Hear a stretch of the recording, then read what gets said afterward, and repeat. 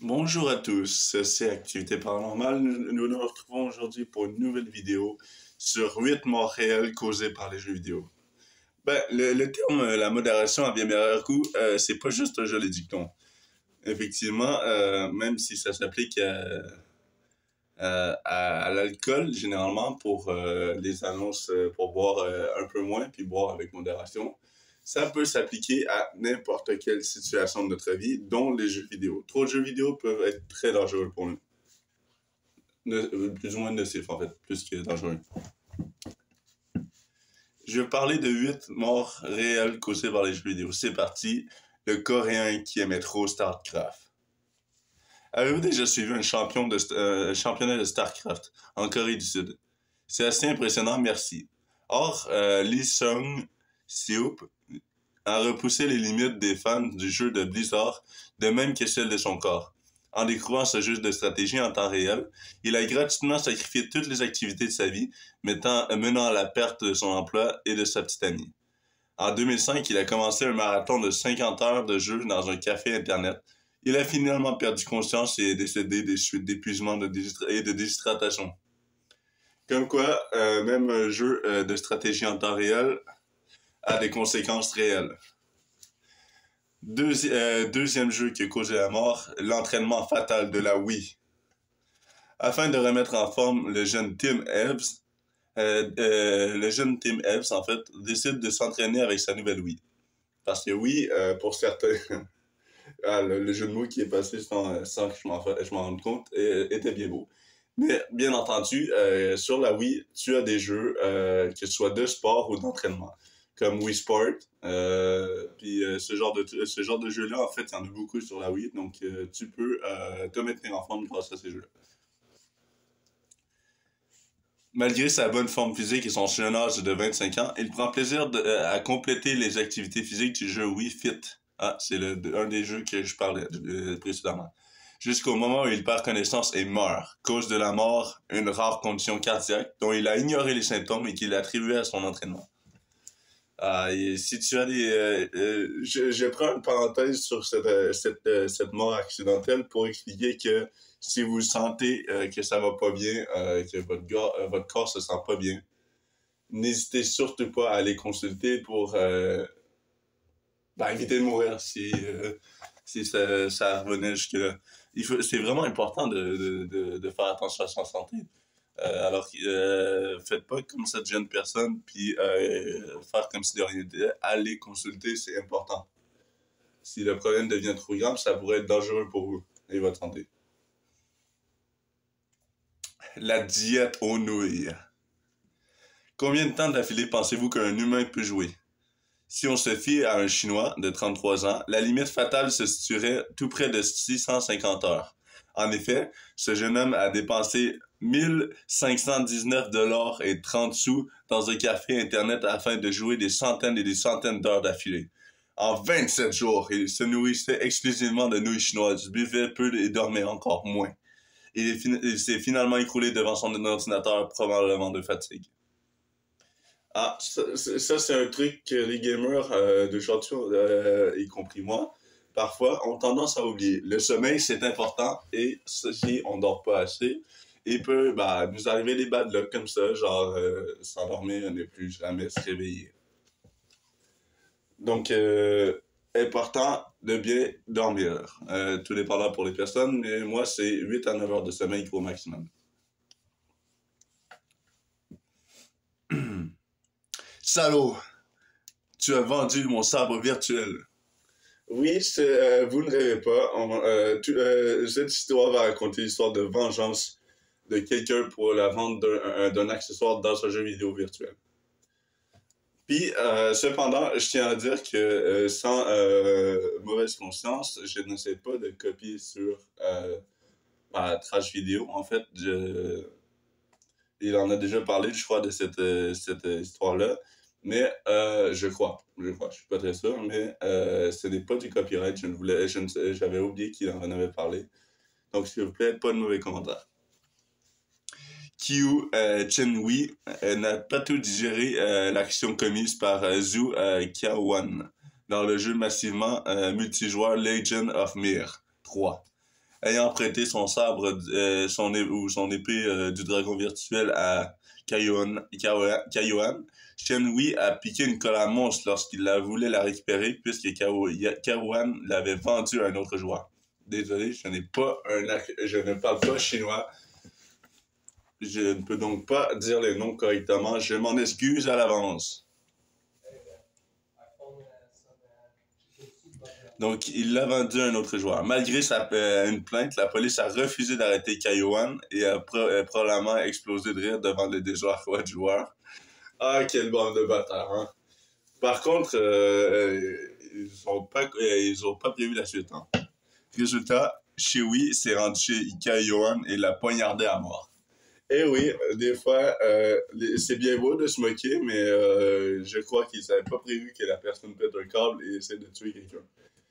Probablement cette personne comme je l'ai dit.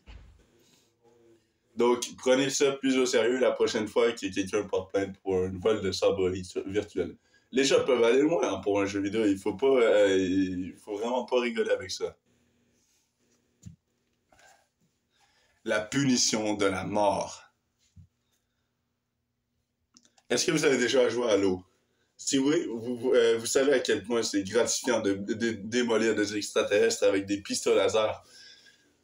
Je tiens à dire que moi-même, étant enfant, j'adorais, c'était Halo 2, qu'on jouait moi et mon frère, big up à toi si tu regardes la vidéo. Et j'adorais particulièrement l'épée laser qu'on prenait avec la main pour taper sur les joueurs. En vrai, ça nous faisait marrer. Et on aimait particulièrement aller dans une map où il y avait des tanks ou des trucs comme ça où on pouvait se tirer dessus, des vaisseaux extraterrestres et bien d'autres choses. J'en passe. Nous avons passé au moins une centaine d'heures sur Halo juste pour le plaisir. C'était génial. Donc, big up à toi, Michael, si tu regardes la vidéo. C'est pour toi cette histoire.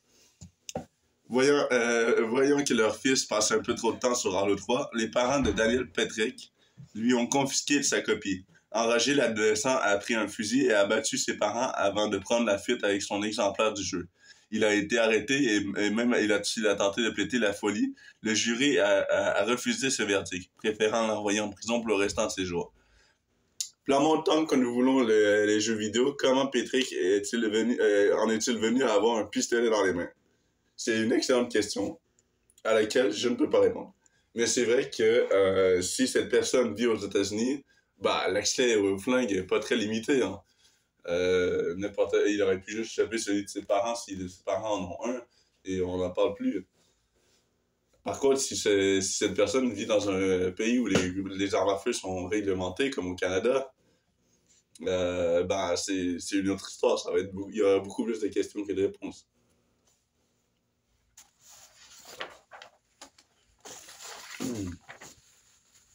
La mauvaise mère fermière.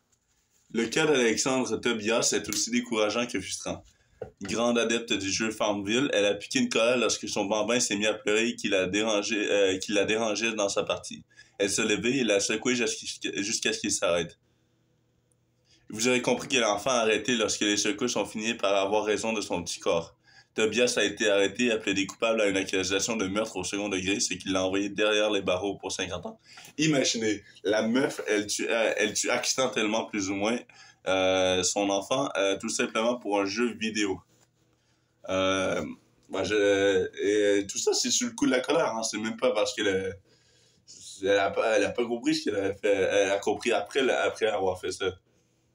Il faut faire gaffe avec les jeux vidéo parce que ça nous fait faire des crises qu'on n'imagine même pas. Moi-même, à un moment donné, j'étais tellement furieux par un jeu vidéo que j'ai donné un coup de poing dans le mur. Je me souviens plus trop si je crois que je me suis plutôt niqué les doigts en ayant fait ça, mais ça peut aller loin. Hein. Il faut faire gaffe avec les jeux vidéo. Ça conduit inévitablement à la rage et parfois même plus loin. Si la rage est assez grande.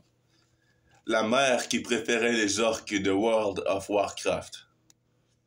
Une autre candidate au titre de pire mère de l'année, complètement omnibulée par le jeu World of Warcraft, Rebecca Collins et Christie, a tout simplement fini par abandonner son fils de 3 ans. Ce dernier est mort des suites de déshydratation et de malnutrition parce que sa mère ne pouvait pas lâcher le jeu. Suite à ça, Christie a reçu une peine d'emprisonnement de 25 ans pour meurtre au second degré et abandon d'enfant.